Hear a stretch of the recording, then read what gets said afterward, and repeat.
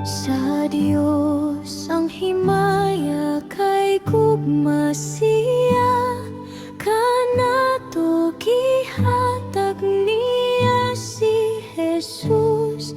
Ang ato nga silot gibayran niya, magakinabuhi kita sa dayon. Daygon ta si Jesus, pasidunggan siya. Daygon ta si Jesus, magmalipalayon ta.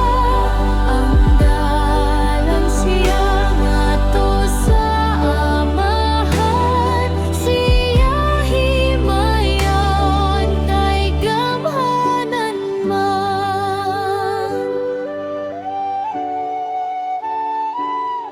Kaluwasan nga hingpit tungod sa dugo, gisaad sa Diyos sa mga magtuo.